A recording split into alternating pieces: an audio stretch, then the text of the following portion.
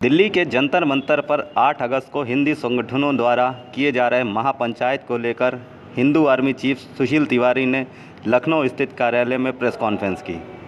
आपको बता दें कि हिंदू आर्मी, हिंदू रक्षा दल व सेफ इंडिया फाउंडेशन की अगुवाई में देश के 108 हिंदू संगठन आने वाली 8 अगस्त को दिल्ली के जंतर मंतर पर महापंचायत का आयोजन कर रहे हैं, जिसे लेकर देश में कौतूहल की स्थिति दिखाई पड़ रही है। इसी बात पर हिंदू आर्मी चीफ सुशील तिवारी ने प्रेस कॉन्फ्रेंस की और बताया कि हम इस महापंचायत में देश में अल्पसंख्यक कहे जाने वाले समुदायों को मिल रही सुविधा को लेकर चर्चा करेंगे और देश की सरकार से यह गुजारिश करेंगे कि जो सुविधा देश के अल्पसंख्यक समुदाय को दी जा रही है, वही सुविधा देश के प्रत्येक हिंदू नागरिक को भी मिलनी चाहिए। तो आइए चलते हैं इस खबर के विस्तार में। लगातार प्रोग्राम करते रहिए जंतर मंतर दिल्ली से, इस बार का क्या प्रोग्राम? देखिए, 8 अगस्त के ऐतिहासिक दिन ऐसे भी है कि भारत में जो अंग्रेज थे वो भारत छोड़ो आंदोलन चलाया गया था। तो उसी ऐतिहासिक दिन को दोहराते हुए हम लोग पिछले 5 वर्षों से भारत जोड़ो आंदोलन चला रहे थे। 8 अगस्त को जंतर मंतर पर हर वर्ष हम लगभग 10 लाख कार्यकर्ता इकट्ठा होते हैं और अभी जो 8 अगस्त 2023 को हम कार्यक्रम करने जा रहे हैं, उसका मुख्य जो विषय है, पहले हम लोगों ने तमाम यूसीसी की मांग करी, उस पर आज देश में चर्चा हो रही है। हमने पीएफआई बैन की मांग करी, उसी जंतर मंतर से आज पीएफआई बैन हो चुकी है। और इस 8 अगस्त को जो ऐतिहासिक फिर से दोहराने हम लोग जा रहे हैं, इसमें जो मुख्य मांग है मैं आपको बता देता हूं। हिंदू आर्मी, हिंदू रक्षा दल, सेव इंडिया फाउंडेशन, इनके तत्वाधान में 108 हिंदू संगठने लगभग 10 लाख कार्यकर्ता के साथ प्रॉपर लीगल परमिशन के साथ हम 8 अगस्त को जंतर मंतर पे इकट्ठा हो रहे हैं। इकट्ठा होकर जो हमारी प्रमुख मांग है, हिंदू ध्यान दें, इमरजेंसी सूचना, धार्मिक आर्थिक शिक्षा से संबंधित जो भी अधिकार, सुविधाएं और फ्री सरकारी योजना मुस्लिम, ईसाई, सिख, जैन और बौद्ध को सरकार वर्षों से देती आ रही है, वह अधिकार सुविधाएं सरकार, सारी सुविधाएं सरकार योजनाओं हिंदुओं को भी दी जाए। ये मूलतः हमारा मुख्य मांग उस दिन का रहेगा।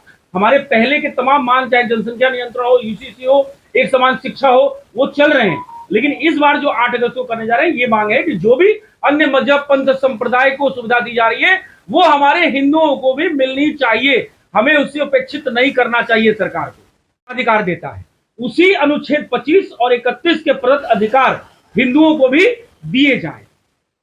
इसलिए 108 हिंदू संगठने, हिंदू आर्मी और हिंदू रक्षा दल और सेव इंडिया फाउंडेशन, भाई Preet Singh save India foundation, Pinky Chaudhary Hindu Raksha Dal और हिंदू आर्मी से हमारे संस्थापक श्री रणधीर सिंह जी, सुनील त्रिपाठी जी, और आज इसी सिलसिले में हिंदू आर्मी सदन कमांड के चीफ हमारे सतीश अन्ना जी, आज लखनऊ कार्यालय में हम लोगों ने ये प्रेस कॉन्फ्रेंस की है कि 8 अगस्त के कार्यक्रम को किस तरीके से भारत के प्रधानमंत्री को ये दिखाया जाए कि देखिए, हम अपने अधिकारों से वंचित हैं। जो अन्य मजहब और पंथ संप्रदाय को सारी सुविधाएं दी जा रही हैं, वो हमारे हिंदुओं को भी दी जाए। ये माननीय प्रधानमंत्री जी यूसीसी कानून लाने की बात कर रही है और इससे कई अल्पसंख्यक समुदाय जो कह रहे हैं कि पहले विचार विमर्श करना चाहिए, उसके बाद कोई कानून लाए ताकि कोई उनकी आस्था को ठेस न पहुंचे। इस पर क्या कहेंगे? श्वेता सिंह जी, आप किस चैनल से हैं? माई सिटी न्यूज से। मैं आप सभी मीडिया बंधुओं को बताना चाहता हूं कि पहली बात तो किसी भी पंथ संप्रदाय का कोई हक नहीं जाने वाला है। दूसरी बात, आप उनसे मैं पूछना चाहता हूं कि वो फिर आईपीसी की कानून क्यों मानते हैं? आईपीसी की भी धारा ना माने तो आईपीसी की धारा तो मान रहे हैं वो। अगर आईपीसी का एक कानून हिंदू, मुस्लिम, सिख, ईसाई, जितने भी पंथ संप्रदाय के लोग हैं, अगर आईपीसी कानून मान रहे हैं तो सिर्फ 5 विवाह करके 25 बच्चे पैदा करना के लिए उनका अपने अपने सिस्टम से चलेंगे, ये नहीं चलेगा। एक कानून होगा, अगर हमारे 2 बच्चे होंगे तो उनके भी 2 बच्चे होंगे, तभी ये देश में समृद्धि आ पाएगी। और इस तरीके से ये कुछ लोग हैं जो आवाज उठा रहे हैं, प्रधानमंत्री जी की नीयत पे कोई डाउट नहीं है, लेकिन इसको और हिंदू संगठनों को धार देना पड़ेगा कि यूसीसी जल्द से जल्द लागू हो। सिर्फ उसमें प्रस्तावना न बने, धरातल पे भी उतरे। जैसा कि देखा जा रहा है कि कई वर्षों से आप लोग 8 तारीख को 8 अगस्त को इकट्ठा होते हैं।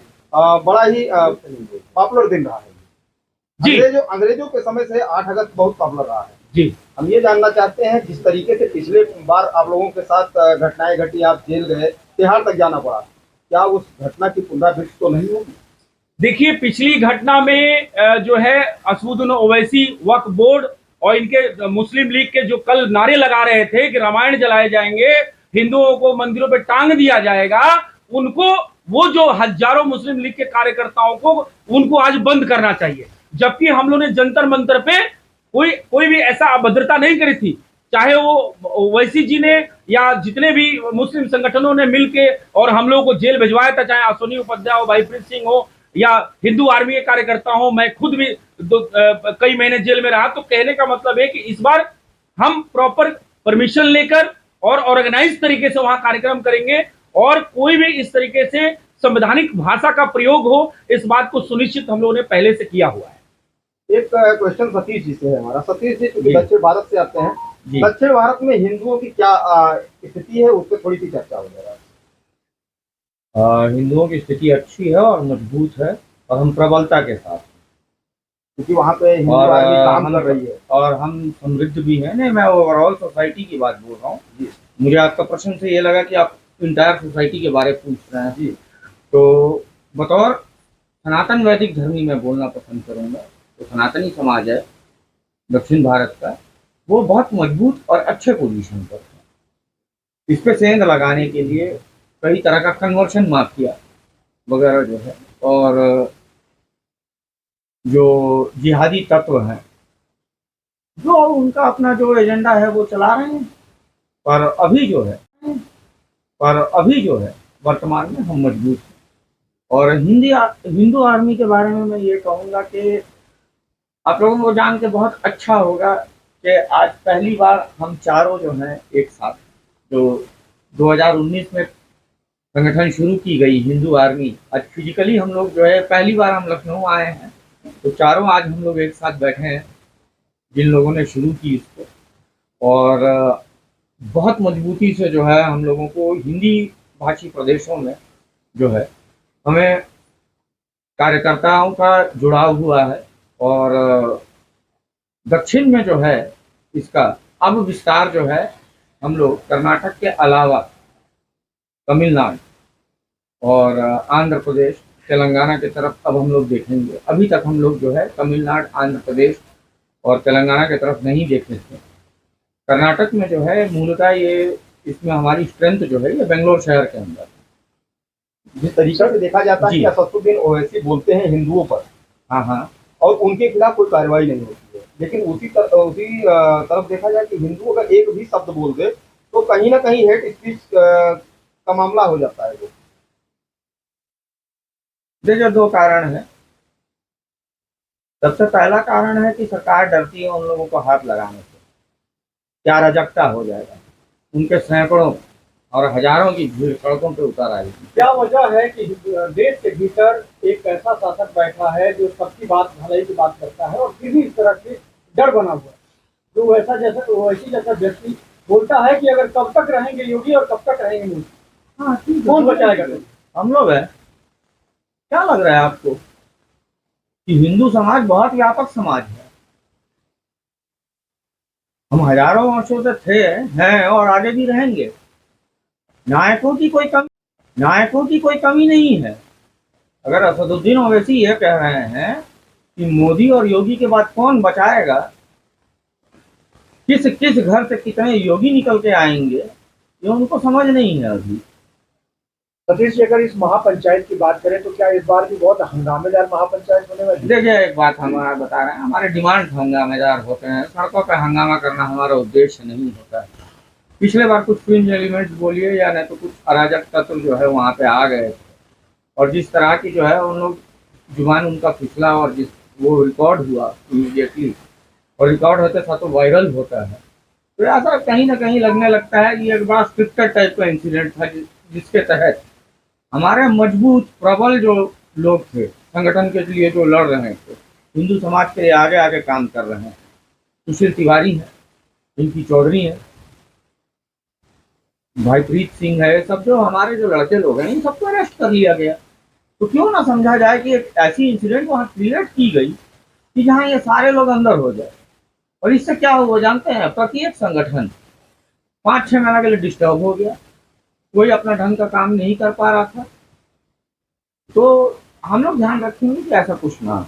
अच्छा, मेरा सवाल हिंदू आर्मी से सुशील जी है कि अभी मौजूदा समय में जो मणिपुर की घटना हुई है, हिंदू राष्ट्र की बात करें और हिंदू बच्चियां थी उनके साथ इस तरह की घटना हुई, इससे क्या करें?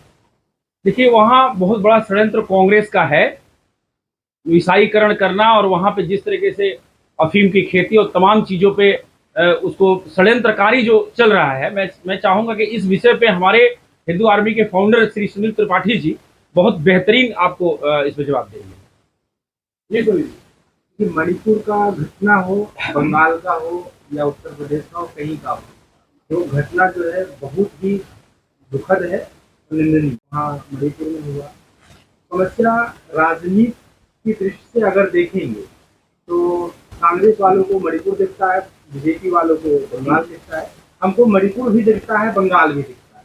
जो गलत है सो गलत है। प्रॉब्लम क्या है कि आप हमारे पास एक स्ट्रीम मीडिया है जिसको नेशनल मीडिया कहते हैं, जिसमें 7 से 8 चैनल है। अब ये ध्यान दीजिएगा कि उनको लगता है कि 4 या 5 राज्य मिला के ही पूरा भारत है, उत्तर प्रदेश, मध्य प्रदेश, उत्तराखंड। अगर आप कोई भी न्यूज देखेंगे, जैसे कि अगर हिंदुओं को बांटने की बात की जाए, जातिवाद के जो न्यूज चलाते हैं, खास करके जो नेशनल मीडिया जो अपने आप को, आपने देखा होगा कि जो दिखाया जाता है कि ब्राह्मणों ने सुसाइड किया, तो आप उनका टाइटल देखना न्यूज में, पांडे, त्रिपाठी, मिश्रा, दुबे, चौधरी, ये उत्तर प्रदेश के ब्राह्मण। कभी आपने देखा कि उसमें कोई अय्यर आया? दक्षिण भारत में ब्राह्मण नहीं होते या फिर और कहीं ब्राह्मण नहीं है, सिर्फ खास करके जो भाजपा के प्रदेश हैं, उत्तर प्रदेश, मध्य प्रदेश, वहाँ के ब्राह्मणों को टारगेट करके नेशनल मीडिया पे दिखाया जाता है और एक ध्रुवीकरण किया जाता है। क्योंकि जब हिंदुत्व की बात होती है तो दक्षिण भारत भी उत्तर भारत की तरफ देखता है, क्योंकि जो न्यू उठती है, जो आवाज उठती है, उत्तर भारत से उठती है। चाहे वो आपका राम मंदिर का हो, मथुरा हो, काशी हो, जो आवाज उठती है हिंदुत्व की, वो उसका जो केंद्र बिंदु बनता है वो उत्तर प्रदेश बनता है। अब जहाँ पे बात आती है मणिपुर को, तो मणिपुर को हमको ध्यान से देखना पड़ेगा कि 3 महीना पुराना स्क्रिप्टेड वीडियो या ओरिजिनल वीडियो एक अचानक आता है। इस तरह के तुरंत वीडियो बंगाल से आते हैं, वहां से आते हैं, मतलब क्रिया की प्रक्रिया होती है, उत्तर देते रहते हैं। लेकिन समस्या क्या है कि उसका निदान क्या है? निदान की कोई बात ही नहीं होती। वहां पर मणिपुर में आग लगा हुआ है, कांग्रेस अपनी रोटी सेक रहा है, भाजपा अपनी रोटी सेक रही है। जो वहां पे लोग रह रहे हैं, जो आज से कुछ वर्षों पहले कश्मीर में हुआ, जो आज वहां मणिपुर में या बंगाल में हो रहा है, उस पर कोई समस्या का समाधान करने को तैयार नहीं है। इसमें हिंदू आर्मी का सिर्फ यही एकदम क्लियर फंडा है कि मणिपुर हो या बंगाल हो, जो पीड़ित है उसको न्याय देना, सीधी सी बात है। सवाल दे दीजिए। जैसे इन्होंने कहा ओवैसी क्यों गिरफ्तार नहीं हुए, आप उन्हें बताया कि जो है उनके लोग सामने आते हैं, इसमें ओवैसी का दोष नहीं है, इसमें